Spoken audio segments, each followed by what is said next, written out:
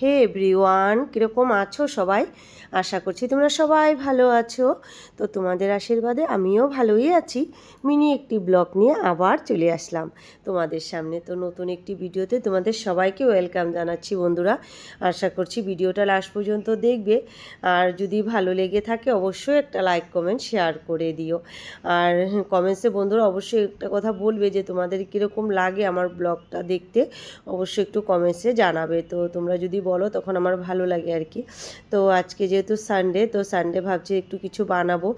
তো ওই যে ঘুগনি বানাবো আর লুচি বানাবো। তো ওই জন্য ঘুগনির মটরটা কালকে রাত্রেই ভিজিয়ে রেখেছিলাম। তো ভালো করে ভিজে গেছে, এটাকে ধুয়ে তারপরে প্রেশার কুকারে দিয়ে দিলাম। তো এদিকে ঘুগনিটা সিদ্ধ হতে হতে আমি এদিকে পেঁয়াজ রসুন যেগুলো লাগবে, আলু সব কেটে নিলাম ঘুগনির জন্য। আর এদিকে দেখো কাটা হয়ে গেছে, ধুয়ে রেখে দিয়েছি। আর এদিকে গ্যাসে কড়াই বসিয়ে দিলাম। তো গোটা জিরে আর তেজপাতা ফোড়ন দিয়ে এখন ওই যে কেটে রেখেছি পেঁয়াজগুলো, আলু, এগুলো সব কিছু দিয়ে একটু হালকা করে ভেজে নেব। তো বেশি ভাজবো না, বেশি ভাজলে ভালো লাগে না। ঘুগনির পেঁয়াজটা যখন মুখে পড়ে না, খেতেটা ভীষণই ভালো লাগে। তো ওই জন্য বেশি ভাজবো না। আর পেঁয়াজটা একটু টুকরো টুকরো করে কেটেছি, ওরকম লম্বা করে কাটিনি আর কি। তো একটু টুকরো টুকরো করেই কেটেছি। তো এরকমভাবে কাটলে ভালো লাগে ঘুগনির পেঁয়াজটা খেতে। তো একটু গোটা রসুনও দিয়ে দিয়েছি, আর অল্প রসুন একটু পেস্ট করেও দেব, আর একটু পেঁয়াজ আর কাঁচা লঙ্কা পেস্ট করে দেব। তো এদিকে একটু ভাজা হতে হতে এদিকে মশলাটা গুলে নিলাম, গুলে এখন মশলাটাকে দিয়ে দিলাম। মশলা বলতে হলুদের গুঁড়ো, লঙ্কার গুঁড়ো আর জিরার গুঁড়ো, ধনের গুঁড়ো দিয়ে দিয়েছি, আর সাথে পেস্ট করে রাখা মশলাটাও দিয়ে ভালো করে নেড়ে চেড়ে মটরটা দিয়ে ঢেকে রেখে দিয়েছিলাম। তারপরে এদিকে দেখো এরকম হয়ে গেছে। এখন একটু গরম মশলা দিয়ে এখন ঘুগনিটা রেডি হয়ে গেছে, নামিয়ে নিলাম। আর এদিকে লুচি বানাবো। লুচির জন্য আটাটা আগে মেখে রেখে দিয়েছিলাম, এখন বানাচ্ছি। এক সাইডে বেলছি আর বানাচ্ছি, তো বেলাটা আর দেখাতে পারলাম না। তো এদিকে দেখো লুচি ভাজছি, এদিকে সব কিছু রেডি হয়ে গেছে সকালের জলখাবার। তো ওই যে আমার মেয়েকে দিয়ে দিলাম, মেয়ে তো খাবে না কিন্তু সবাইকে দেখছে, এখন ওকে দিতেই হবে প্লেটে।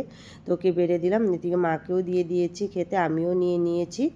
তো সবাই যে জলখাবারটা খেয়ে নিলাম সকালের খাওয়া দাওয়া শেষ করে। তারপরে আরও তো কাজকর্ম আছেই, এগুলো করতে হবে। তো মেশিনে কিছু কাপড় দিয়ে দিলাম, অনেক কাপড় জমে গেছে, যেহেতু ছেলের স্কুলের কাপড়, মেয়ের রোজই বের হয়, কাপড়ের তো আর অভাব নেই। তো এই জন্য রোজই ধোয়া থাকেই কাপড়। তো ওই যে কাপড়গুলো মেশিনে দিয়ে দিলাম। আর এদিকে আমার মেয়ে মেশিনের সামনে দাঁড়িয়ে নাচানাচি করছে। আর ভাবলাম ওকে একটু স্নানটা করিয়ে দিয়ে এদিকে রান্না চাপাবো। তো এদিকে ওকে স্নান টান করিয়ে দিলাম। তারপরে যে চলে আসলাম আবার রান্নাঘরে। তো বললাম না, গৃহিণীদের রান্নাঘর থেকে আর বেরোনো যায় না, একটার পর একটা শুরু হয়ে যায়। তো এই জন্য দুপুরে রান্নাবান্না জোগাড় করতে হবে। তো এদিকে এনেছে আজকে রুই মাছ দুপুরে। তো কালকে রাতে মাংস এনেছিল, আজকে সেই জন্য আর মাংস আনা হয়নি, কালকে রাতের মাংসও আছে। তো এদিকে মাছগুলোকে আমি ভালো করে হলুদ নুন মাখিয়ে ভেজে নিলাম। আর এদিকে ভাতের হাঁড়িও বসিয়ে দিয়েছি, ডালটাও বসিয়ে দিয়েছি।